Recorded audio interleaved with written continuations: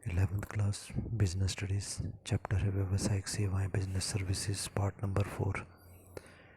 Last topic जो हमारा चल रहा था वो था बैंकों के विभिन्न प्रकार या डिफरेंट टाइप्स ऑफ बैंक्स, उसी को हम कंटिन्यू करेंगे। 8th पॉइंट हमारा जो है वो है ग्रामीण बैंक या फिर रूरल बैंक्स। ग्रामीण बैंक जो होते हैं ये भूमिहीन किसानों को, जिनके पास ज़मीन नहीं होती, छोटे किसानों को या गरीब दस्तकार जो हैंडीक्राफ्ट हाथ से चीज़ें बनाते हैं उनको अल्पकालीन और दीर्घकालीन ऋण प्रदान करते हैं।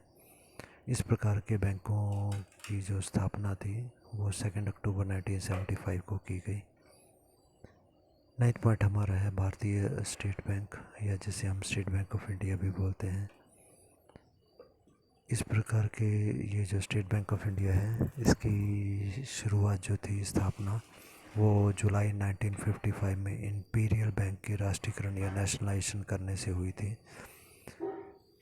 स्टेट बैंक ऑफ इंडिया, जहाँ पर भी रिज़र्व बैंक ऑफ इंडिया की कोई ब्रांच नहीं होती है वहाँ पर रिज़र्व बैंक ऑफ इंडिया के प्रतिनिधि रिप्रेजेंटेटिव या एजेंट के रूप में कार्य करता है।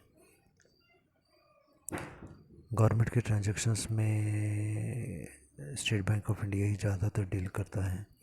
ये कृषि कार्य के लिए, व्यापार के लिए, उद्योगों की सहायता करने में योगदान देता है। अगला जो हमारा बैंक है वो है भारतीय रिज़र्व बैंक, जिसको हम रिज़र्व बैंक ऑफ इंडिया भी बोलते हैं। इसकी शुरुआत 1 अप्रैल 1935 को हुई थी। ये अपना कार्य जो है भारतीय बैंक अधिनियम 1934 या reserve bank of India act 1934 के अनुसार करता है। जनवरी 1949 में इसका राष्ट्रीयकरण किया गया था और ये भारत का एक केंद्रीय बैंक है, सेंट्रल बैंक है। इसके कार्यों के बारे में हम समझ लें थोड़ा। मुख्य कार्य है, सबसे पहले ये केंद्र सरकार या फिर राज्य सरकार, सेंट्रल गवर्नमेंट या फिर स्टेट गवर्नमेंट के धन को सुरक्षित रखता है और उनके भुगतान करता है। It keeps safe the funds of the central and the state governments and makes funds on behalf of the government. Second point है बैंकों का बैंक या बैंकर्स बैंक। जब भी बैंकों को पैसे की आवश्यकता होती है तो वो रिज़र्व बैंक ऑफ इंडिया की मदद ले सकते हैं। थर्ड पॉइंट हमारा है पत्र मुद्रा निर्गमित करना, इशूइंग पेपर मनी। जो करेंसी नोट्स इशू किए जाते हैं, करेंसी जो इशू की जाती है, मुद्रा जो इशू की जाती है, वो इन्हीं के द्वारा इशू की जाती है या निर्गमित की जाती है। अगला है विदेशी विनिमय को नियंत्रित करना, कंट्रोलिंग द फॉरेन एक्सचेंज। विदेशी मुद्रा का कितना मूल्य होगा, कितना पैसा आना चाहिए, कितना जाना चाहिए, कितनी इंपोर्ट करेंगे, कितनी एक्सपोर्ट करनी है, सभी को इसके निर्देशों का पालन करना पड़ता है। इसके कुछ सहायक कार्य भी हैं, सबसे को हम सब्सिडरी फंक्शंस भी कहेंगे। पहला पॉइंट इसमें आ जाएगा अल्प अवधि के लिए ऋण देना, गिविंग शॉर्ट टर्म लोन्स। थोड़े टाइम के लिए लोन जो है इनके द्वारा दिया जाता है। सरकारी प्रतिभूतियों में व्यापार करना, dealing in the government securities. प्रतिभूति का मतलब बॉन्ड्स हो सकते हैं, शेयर डिवेंचर्स हो सकते हैं, गवर्नमेंट के जितने भी हैं उनमें ये डीलिंग करता है, उनमें व्यवहार करता है। कृषि के लिए भी ये ऋण प्रदान करते हैं, providing land for the agriculture purposes. Fourth point है विनिमय पत्रों को बनाना या discounting of the bills of exchange. Discount of bills of exchange accountancy के चैप्टर में हम डिटेल में पढ़ चुके हैं, तो उसके कार्य में ये मदद करता है। समाशोधन ग्रहों का प्रबंध करना, अरेंजिंग एक्सचेंज हाउसेस। समाशोधन ग्रह या एक्सचेंज हाउसेस क्या होते हैं? जैसे एक बैंक ने दूसरे बैंक के कुछ पैसे देने हैं, दूसरे ने दूसरे के कुछ देने हैं, तो यहाँ पर एक एक्सचेंज हाउसेस बनाए जाते हैं जहाँ पर कि जैसे शाम को सारे बैंक इकट्ठे हो जाएंगे, बैंक के रिप्रेजेंटेटिव इकट्ठे हो जाएंगे, कितने किस व्यक्ति के पैसे देने हैं, कितने किस व्यक्ति से पैसे लेने हैं, ये सारा हिसाब किताब करके आखिर में कागज़ों में ही हिसाब किताब किया जाता है, कैश नहीं लिया दिया जाता। आखिर में जो नेट अमाउंट बचता है केवल उसी का व्यवहार किया जाता है, तो उसको एक्सचेंज हाउसेस कहा जाता है। 6 पॉइंट है स्टर्लिंग में क्रय विक्रय इनके द्वारा किया जाता है, परचेज और सेल इन स्टर्लिंग। 7 पॉइंट है धन जमा करना, द डिपॉजिट कैश ऑल्सो।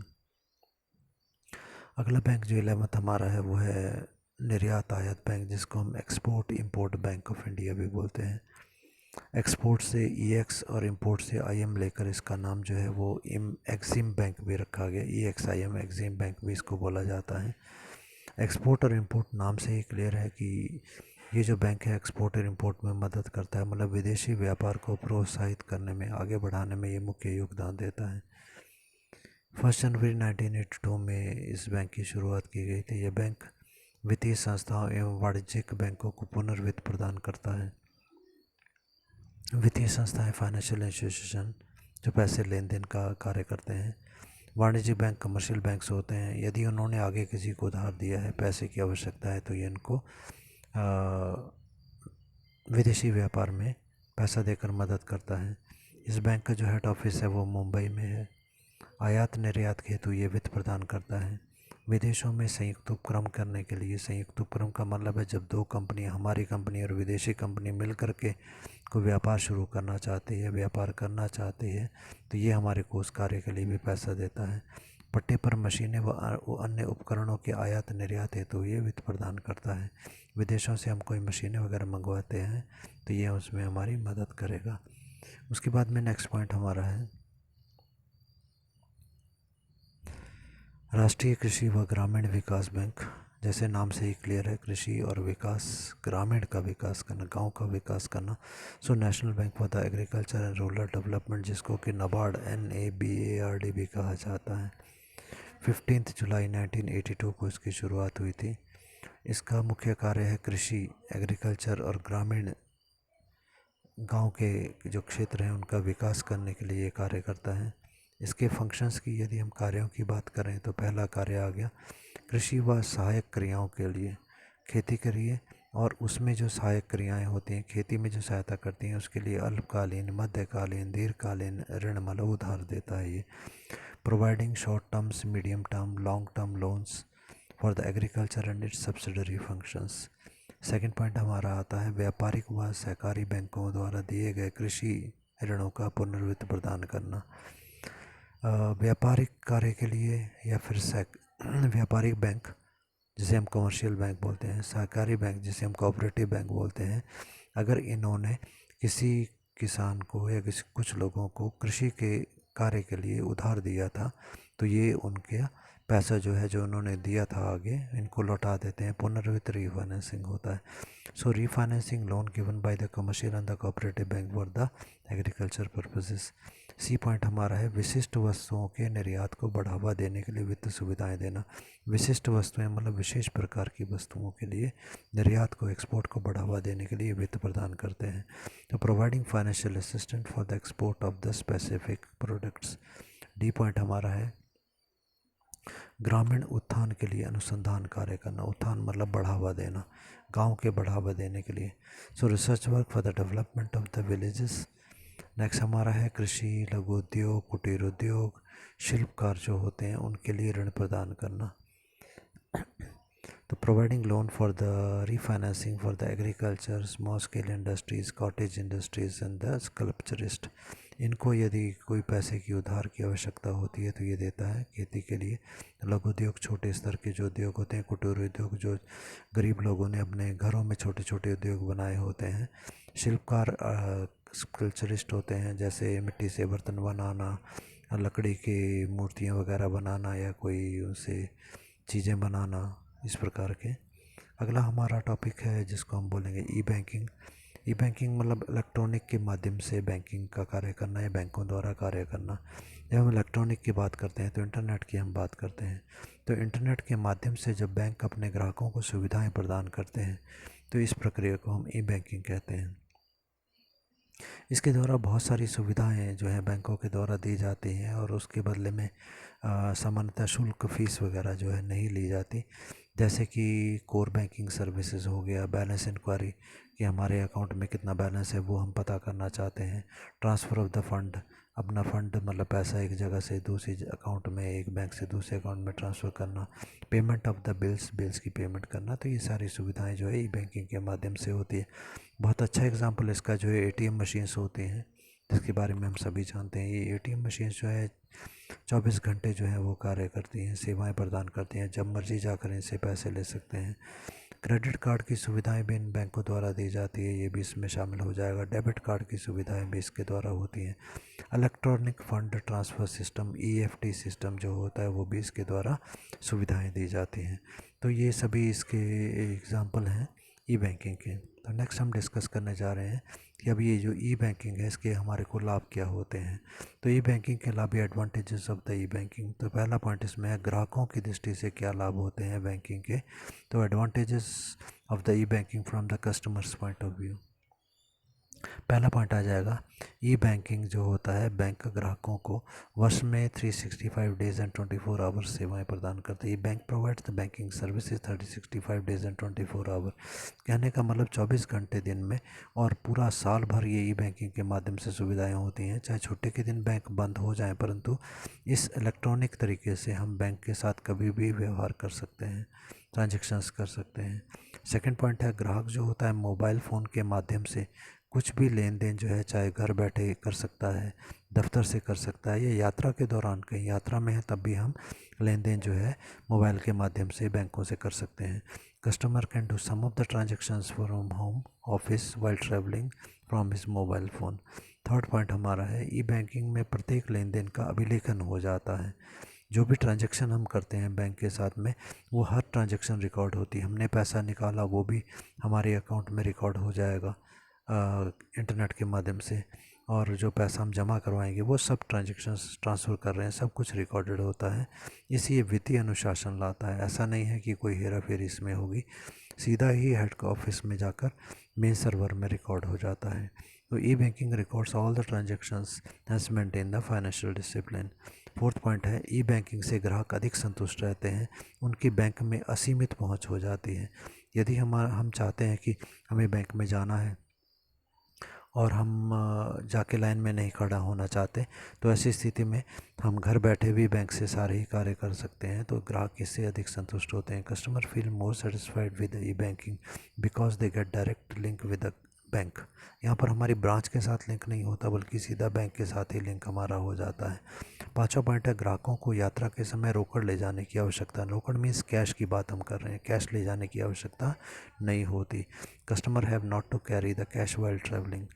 उसके बाद में हम पढ़ेंगे बैंक की दृष्टि से ई बैंकिंग के क्या लाभ होते हैं, बैंकों को क्या लाभ होते हैं। से advantages of the e banking from the bankers point of view. अब हम पढ़ने जा रहे हैं कि ई बैंकिंग के बैंकों को क्या लाभ हो सकते हैं। तो पहला पॉइंट है ई बैंकिंग से बैंकों में प्रतिस्पर्धा की भावना बढ़ती है जिससे व्यवसाय बढ़ता है। Due to the e banking competition between the bank increases, ultimately the business increases. बैंकों में कंपटीशन हो जाता है कि हम ज़्यादा से ज़्यादा ग्राहकों को अपनी ओर आकर्षित करें, और उसके लिए वो क्या करते हैं ज़्यादा से ज़्यादा ग्राहकों को सुविधाएं देते हैं, जिन सुविधाओं से आकर्षित होकर ग्राहक उनके पास आते हैं। तो ई बैंकिंग से कंपटीशन प्रारंभ हो जाता है जिससे कि ज़्यादा सुविधाएं अगर हम देते हैं तो हमारा व्यापार बढ़ेगा, मतलब ग्राहक हमारे बढ़ेंगे। सेकंड पॉइंट है ये बैंक को असीमित क्रियात्मक जाल उत्पन्न करता है। It provides unlimited operational network facility which is not limited up to the branches. कहने का मतलब है असीमित रूप से सारी ब्रांचेस, सारी शाखाएं जो बैंक की होती हैं वो एक दूसरे से जुड़ी होती हैं। केवल हमारा कार्य जो है बैंक की शाखाओं तक सीमित नहीं होता कि हमारे गांव में एक बैंक है, हमारे शहर में गली में एक बैंक है, हम वहीं तक सीमित नहीं होते, बल्कि बैंक जो है पूरे देश में या विदेशों में जहाँ तक हमारी ब्रांचेस ऑफिसेस हमने खोले हुए हैं सभी को वो कंट्रोल कर पाता है, सभी पर नियंत्रण कर पाता है। नेक्स्ट है केंद्रीय डाटाबेस पद्धति अपनाकर लेखांकन क्रियाओं को कम करके बैंक की शाखाओं पर भार घटाया जा सकता है। Bye adopting the central database method and reducing the accounting activities burden on the branches of the bank में भी रिड्यूस्ड। क्योंकि जो भी ट्रांजेक्शन्स इलेक्ट्रॉनिक माध्यम से की जाती हैं वो सीधा बैंक के हेड ऑफिस से होती हैं, ना कि उस विशेष बैंक की ब्रांच से। तो इसका मतलब ये हुआ कि ग्राहक जो भी ई ट्रांजेक्शन के माध्यम से, इलेक्ट्रॉनिक बैंकिंग के माध्यम से ट्रांजेक्शन करेगा, एटीएम के माध्यम से बैंकिंग बातचीत करेगा या कोई ट्रांजेक्शन करेगा, वो सीधा जाकर हमारे बैंक हेड ऑफिस जो है सेंट्रल ऑफिस जो बैंक का है वहाँ पर ट्रांजेक्शन होती है। अब जो ब्रांच ऑफिसेज हैं वहाँ पर हमारा रश कम हो जाता है और वर्कर्स का जो वहाँ पर काम करने वाले कर्मचारी हैं उनका कार्य के बोझ भी घट जाता है। अगला टॉपिक जो हम स्टार्ट करने जा रहे हैं वो है इंश्योरेंस या फिर बीमा के बारे में। बीमा के बारे में एक डायग्राम देखें, राइट साइड पर हमारे को बना कर दिया गया। तो इससे हम समझने से पहले एक लाइन में हम समझ लेते हैं, फिर हम इस एग्जांपल से समझते हैं कि इंश्योरेंस काम कैसे करता है। तो देखें, सबसे पहले हम ये बात करते हैं कि इंश्योरेंस होता क्या है। जैसे मान लो कि हमने एक दुकान खोली और दुकान खोलने के लिए हमारे को 10 लाख रुपए की आवश्यकता थी। तो हमने क्या किया, 2 लाख रुपए हमारे पास थे, 2-3 लाख रुपए हमने अपने किसी रिश्तेदार से उधार लिए, हो गए 5 लाख। 5 लाख का हमने बैंक से उधार ले लिया और इस प्रकार से 10 लाख रुपए का सामान हम खरीद के ले आए और हमने अपनी दुकान में रखा और हमने दुकान अपनी शुरू कर दी। मान लेते हैं कि कुछ दुर्भाग्य हो गया कि चोरी हो गई, दुकान में आग लग गई या कुछ भी हो गया जिसके कारण हमारा वो 10 लाख रुपए का सामान नष्ट हो गया। तो अब ऐसी स्थिति में क्या होगा कि जो हमारे पास 2 लाख रुपए था जो हमने बिज़नेस में लगा दिया वो तो ख़त्म हो गया। इसके अलावा हमने अपने रिश्तेदारों से जो 3 लाख रुपए उधार लिए थे वो भी हमको उधार वापस करना है, क्योंकि अब हमारे पास कोई सामान बचा नहीं दुकान में, सब कुछ नष्ट हो गया, तो वो कैसे वापस करेंगे। बैंक से हमने 5 लाख रुपए को उधार लिया था, वो कैसे वापस करेंगे। एक बहुत बड़ी समस्या हमारे सामने आ गई और जो बिज़नेस था वो तो ख़त्म हो ही गया। तब इस समस्या से निपटने के लिए एक कार्य शुरू हुआ, कुछ कंपनीज़ बनाई गई जिनको हम इंश्योरेंस कंपनीज़ बोलते हैं। तो ये कंपनीज़ क्या बोलती हैं, ये कंपनीज़ ये बोलती हैं कि आपका अगर 10 लाख रुपए का सामान है तो आप निश्चिंत हो जाइए, आप हमारे पास आइए, हम आपके 10 लाख रुपए का बीमा करेंगे। मतलब कि हम इस बात का आपको आश्वासन देते हैं कि अगर कोई दुर्घटना घट जाएगी, जैसे आग लग जाएगी सामान को, तो अगर 10 लाख रुपए है, 10 लाख रुपए का सामान नष्ट हो गया तो हम आपको 10 लाख रुपए दे देंगे। इसका मतलब है अब व्यापारी निश्चिंत हो गया कि चलो कोई दुर्घटना घट जाएगी तो इंश्योरेंस कंपनी से मुझे 10 लाख रुपए वापस मिल जाएगा और मैं उस 10 लाख रुपए से दोबारा सामान खरीद के ले आऊँगा और अपना बिजनेस शुरू कर दूँगा। मतलब व्यापारी अब निश्चिंत हो गया कि मुझे ज़्यादा परेशान होने की आवश्यकता नहीं, इंश्योरेंस कंपनी मेरी मदद के लिए हमेशा मेरे साथ में है। तो इंश्योरेंस कंपनी जो है इस प्रकार से व्यक्ति को जो हानि हो रही होती है, हम यहाँ पर एक शब्द प्रयोग करेंगे, क्षतिपूर्ति। व्यक्ति को जो क्षति हो जाती है, हानि हो जाती है, उसको पूरा इंश्योरेंस कंपनी करती है। तो ये इंश्योरेंस का प्रावधान होता है। अब यहाँ पर राइट साइड पे जो एक ब्लॉक बनाकर हमने दिया है इसको हम समझते हैं। देखें, जो डायग्राम हमने दिया है वहाँ पर हमने डॉट लगाए हैं, ABCDEFG करके बहुत सारे। यहाँ पर हमने बोला कि बहुत सारे व्यक्ति हैं, ठीक है। तो बहुत सारे व्यक्ति हैं और इन सभी व्यक्तियों ने क्या किया, 10 लाख रुपए जो थे, हर एक व्यक्ति का जो सामान था वो दुकान में था। तो हर एक व्यक्ति ने बोला भाई मुझे 10 लाख रुपए का जो है सामान मेरी दुकान में है तो मैं इंश्योरेंस करवाना चाहता हूँ, आप मेरा इंश्योरेंस कर दीजिए, अगर कोई हानि हो जाएगी तो आप इसको पूरा कर देना। तो ये सभी इंश्योरेंस कंपनी के पास आए। इंश्योरेंस कंपनी ने बोला कोई बात नहीं, हम सभी का 10-10 लाख रुपए का इंश्योरेंस कर देते हैं, ठीक है। अब हुआ क्या, अब ये इंश्योरेंस करने के बदले में इंश्योरेंस कंपनी ये बोलती है कि हम 10 लाख रुपए आपको दे देंगे हानि हो जाने पर इंश्योरेंस करने के बदले में एक शर्त हमारी है कि आपको हमारे को साल का 10,000 रुपये देना होगा। आप हमारे को 10,000 रुपये दो, अगर आपको नुकसान हो जाएगा तो हम आपको 10 लाख रुपए दे देंगे, ठीक है। तो अब ये जो व्यक्ति थे ABCD सभी ने क्या किया, 10-10 हज़ार रुपये इंश्योरेंस कंपनी को दे दिया, ठीक है। अब देखते हैं कि 10-10 हज़ार रुपये और ये सारा इकट्ठा करके कितना बन गया। एक एक व्यक्ति जो है वो हमारे को 10,000 रुपये दे रहा है और ऐसे ही पूरे देश में अगर 10 लाख व्यक्ति हमको पैसा देते हैं, 10 लाख लोग अगर इंश्योरेंस करवाते हैं, व्यापारी इंश्योरेंस करवा लेते हैं, तो फिर 10-10 हज़ार भी अगर एक एक आदमी ने दिया तो कितना पैसा हो गया। नीचे देखें हमने लिखा हुआ है कि 1 और साथ में ज़ीरोज़ कितनी हो गई, आई थिंक 6 और 8 और 10, इतना अमाउंट हमारे पास इंश्योरेंस कंपनी के पास आ गया, ठीक है। अब हम एग्जांपल लेते हैं, हमने ये भी बोला कि अगर कोई दुर्घटना घट जाएगी तो इंश्योरेंस कंपनी उसको पैसा देगी, व्यापारी को कितना पैसा देगी, हमने कहा 10 लाख रुपया चाहिए। अब हम सबसे पहली बात ये बोलते हैं कि आप ये सोचें कि हमारा जो गांव है, हमारी जो गली है, हमारा जो मोहल्ला है जिसमें भी हम रहते हैं, आपको याद हो कि पिछले 10 सालों में क्या किसी दुकान में आग लगी थी, ठीक है, और आग लग के सारा सामान नष्ट हो गया था। तो यदि आप याद करें पिछले 10 वर्षों में तो हमारे आसपास के बाज़ार में मुश्किल से कोई 1 या 2 दुकानें ही हो सकती हैं जिनमें पिछले 10 वर्षों में कोई दुर्घटना घटी होगी, अन्यथा नहीं घटी। इसका मतलब हुआ कि 10 वर्षों में, कहने का मतलब 10वें वर्ष जाकर एक दुकान में आग लग गई, परंतु 9 वर्षों में कोई दुकान में आग नहीं लगी।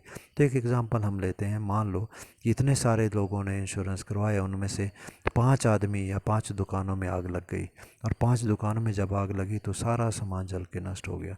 तो हर एक व्यक्ति को कितना कितना दे दिया, 10-10 लाख दिया, तो कितना हो गया, 50 लाख। तो ये जो पैसा हमारे पास आया था, इसमें से 50 लाख रुपया इंश्योरेंस कंपनी ने लोगों को बांट दिया। और बांटने के बाद इंश्योरेंस कंपनी के पास कितना पैसा बच गया, जो नीचे हमने लिखा है, ये इंश्योरेंस कंपनी को लाभ हो गया। तो मेरे ख्याल है आपको समझ में आ गया है इंश्योरेंस कंपनी कैसे काम करती है और उसको कैसे लाभ होता है, और वो हमारी हानि को कैसा पूरा करती है। इंश्योरेंस कंपनी अपनी तरफ से हमको कुछ नहीं देती। जो सभी लोगों ने उस इंश्योरेंस कंपनी को 10-10 हज़ार रुपये पैसा दिया था, वही इंश्योरेंस कंपनी ने इकट्ठा कर लिया, और जिस 1-2 व्यक्तियों को हानि हुई उनको हानि को पूरा कर दिया, और बाकी सारा पैसा इंश्योरेंस कंपनी ने लाभ के रूप में कमा लिया। मतलब हमारा ही पैसा हमारे को ही लौटा दिया, और लाभ भी इंश्योरेंस कंपनी ने कमा लिया।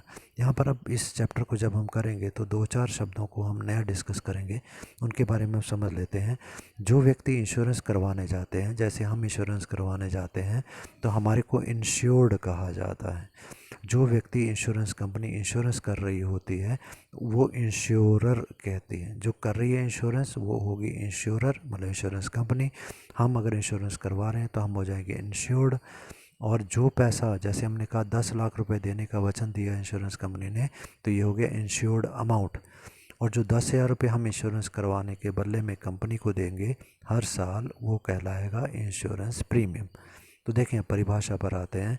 परिभाषा प्रधान न्यायाधीश टिंडल के अनुसार दी गई है। बीमा एक ऐसा अनुबंध है, अनुबंध का मतलब समझौता होता है बीमा करवाने वाले व्यक्ति और इंश्योरेंस कंपनी के बीच में। तो ये बीमा एक ऐसा अनुबंध, ये समझौता है जिसके अंतर्गत बीमादार मतलब इंश्योरेंस करने वाली कंपनी, इंश्योरर जिसे हम कहते हैं, बीमादार एक निश्चित भुगतान करता है। यहाँ पर हम बात करेंगे व्यक्ति जो इंश्योरेंस करवा रहा है, ठीक है। जैसे हम जो है वो हम निश्चित भुगतान करेंगे। जैसे हम 10,000 रुपये इंश्योरेंस कंपनी को देंगे, जिसके बदले में किसी अनिश्चित घटना के घटित होने पर, अनिश्चित मतलब जो पक्का नहीं है कि ऐसा होगा भी या नहीं होगा, तो अगर मान लो सारी दुकान का सामान जल के नष्ट हो गया, तो एक बड़ा भुगतान करने का दायित्व, रिस्पॉन्सिबिलिटी जो है इंश्योरेंस कंपनी अपने ऊपर लेती है। So according to chief justice Tindal, insurance is an contract means an agreement in which the sum of मतलब total amount, sum of money, कौन सा मनी की बात हम कर रहे हैं, प्रीमियम जो हम 10,000 रुपीज़ पे कर रहे हैं, sum of money is paid by the assured in consideration of the insurance incurring the risk, paying the larger sum upon a given contingency मतलब कोई दुर्घटना, अनहोनी घटना हो जाने पर जो रिस्क हमारे को होता है उसके इनकरिंग मतलब हो जाने पर, तो रिस्क जो है उसके बदले में पे करने, लार्जर अमाउंट मतलब 10 लाख रुपए पे करने का इंश्योरेंस कंपनी वचन देती है।